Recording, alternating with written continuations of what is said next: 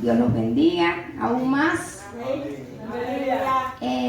Esta mañana le preguntaba al Espíritu Santo, bueno, ¿y por dónde comienzo, no? Y entonces me ministraba la parábola del hijo pródigo. Y yo decía, wow, es poderoso, porque yo recuerdo, y quiero comenzar desde ahí, pero no quiero ser muy extensa en esto. Yo recuerdo que yo iba a la iglesia desde pequeña. Desde que tuve uso de razón, mi abuela me llevaba, luego me aparté con aproximadamente 12 años.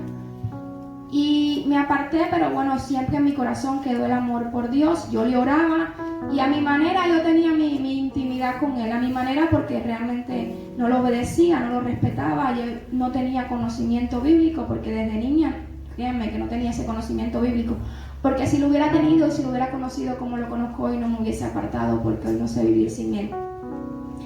Y bueno, entonces empecé a vivir una vida normal en el mundo. Pero hubo un momento, lo que más me llama la atención es que hubo un momento en mi vida, por situaciones que pasaron en mi vida, donde yo empecé, como se dice en la calle secularmente, donde me desacaté, como dicen, no, se dice afuera, donde fue como que empecé a experimentar y a querer hacer, ¿sabes? Y como que me fui para el mundo bien, salía todos los días y fue bastante así ya, que el mundo me absorbió de tal manera. Pero Dios es tan fiel, es tan misericordioso, que yo sí creo que Él me había escogido, yo sí creo que Él me había predestinado, y yo sí creo que Él me había sellado para Él. Y entonces Él no me dejó ahí, Él así como el hijo pródigo, yo volví por las cosas que pasaron.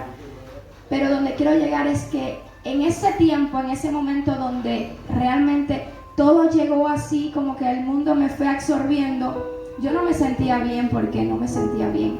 Recuerdo que yo lloraba en las noches y le decía, Señor, y esto es algo que me va mostrando cómo Dios, su misericordia, me fue trayendo a Él. Porque yo recuerdo cómo yo lloraba en las noches y le decía, Señor, esta vida que estoy llevando es una vida de apariencia. Aparento más en redes sociales, que es lo que aparentamos los jóvenes. Aparento vivir una vida feliz, la que más sale secularmente.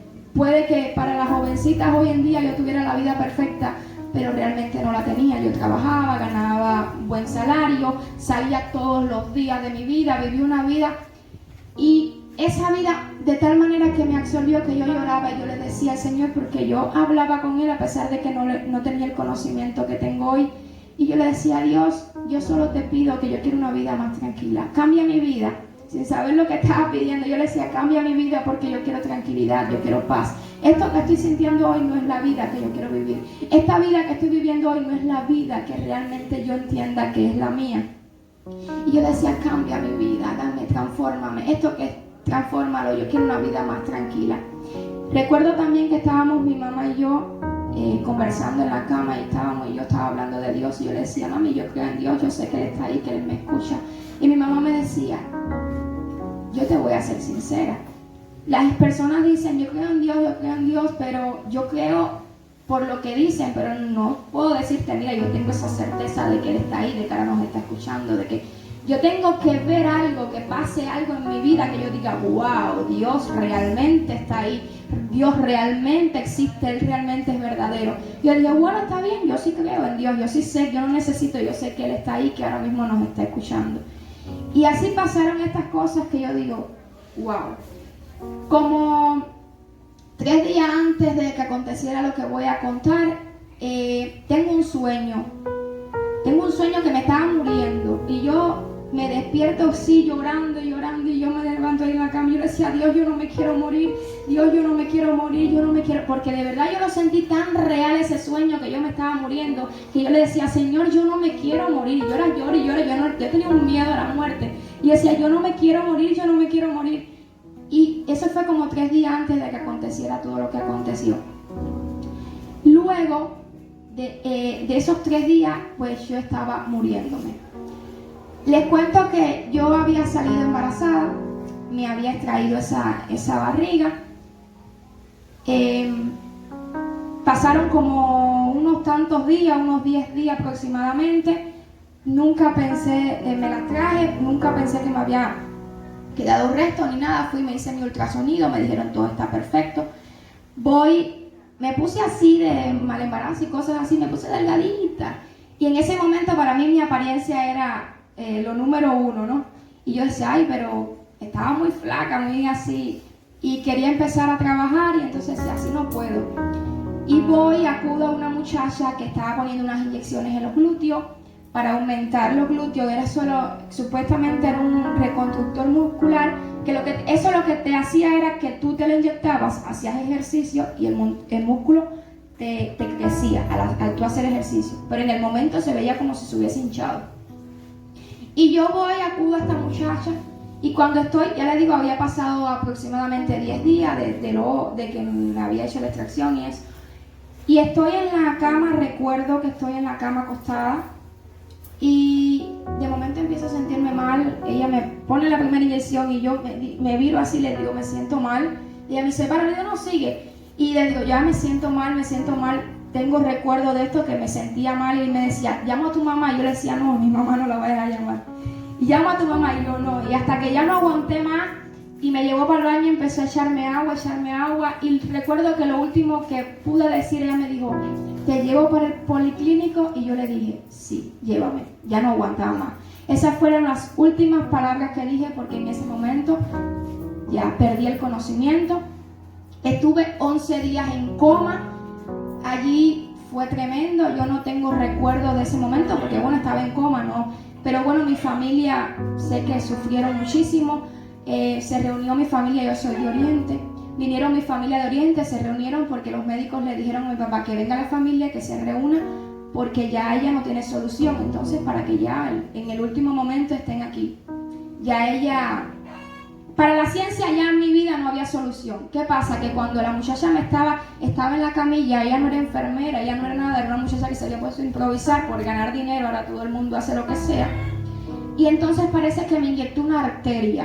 Y al inyectarme una arteria, entonces esto me provocó un trombolismo en los pulmones. Me fue directo hasta los pulmones, según lo que he escuchado. Me provocó un trombo en los pulmones. Tenía una infección, me había hecho, ya les digo, el ultrasonido, me había salido que no, pero bueno, tampoco podemos creer. O bueno, yo creo que todo se fue dando porque tenía que pasar. La cosa es que según tenía un poquito de infección, el trombo en los pulmones te generaliza la infección y es como que te le expande. Y bueno, me dio infección en la sangre, una sepsis generalizada, hubo que hacerme cambio de sangre. No más, entonces me dieron 2 infartos cerebrales. Eso fue en el mismo momento. Imagínense el trombo en los pulmones me dejaron de funcionar al momento, solo con aparato. Entonces esto me provocó 2 infartos cerebrales porque es falta de oxígeno en el cerebro. Entonces me provocaron los 2 infartos cerebrales. La cosa es que yo estuve 11 días en comas, funcionando por los aparatos que tenía puestos, porque donde los médicos decían, mira, pasan los días y no reacciona. Ella no reacciona, aquí no está pasando nada, ya no sabemos qué más hacer.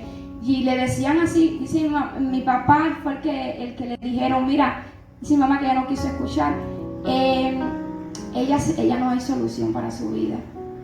Yo te digo, pero ya no hay más, ya no podemos hacer nada, ya no hay solución, ya es que eso es lo que va a pasar, ¿sabes? Porque los médicos son tan crudos a veces que...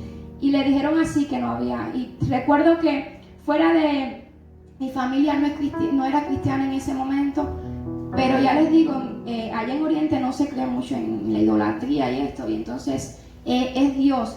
Y entonces mi mamá es la persona que había dicho días antes, mira, yo necesito que algo pase para creer en Dios, porque yo no creía en Dios. En ese momento se acordó del Dios en el que ella no creía y dijo, bueno Dios, la única solución eres tú.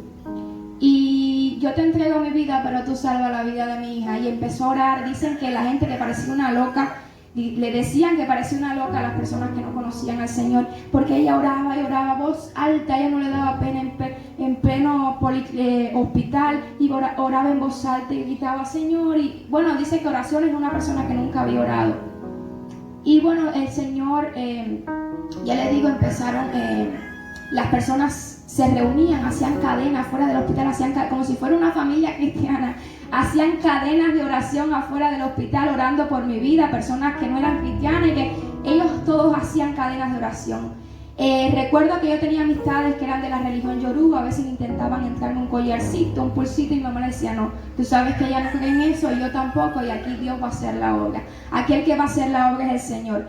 Recuerdo, dice mi mamá, que las personas lloraban y ella le decía, una madre que está perdiendo a su hija, que le dicen, ella no tiene solución, ella se va a morir, porque es que no podemos hacer nada, sus pulmones no funcionan, ella no despierta, ella no reacciona a nada de lo que hacemos. Y las personas lloraban y lloraban y ella le decía, cuidado con tu llorar. Ella reprendía a las personas cuando estaban llorando, le decía, no lloren, porque se llora a los muertos y mi hija está viva y mi hija va a levantarse de ahí.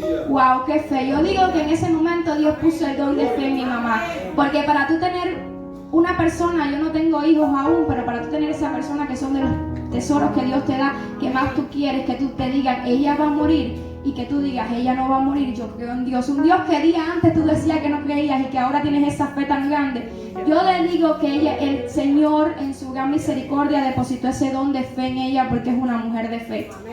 Y ella empezó a clamar y ella dijo, ella se va a levantar.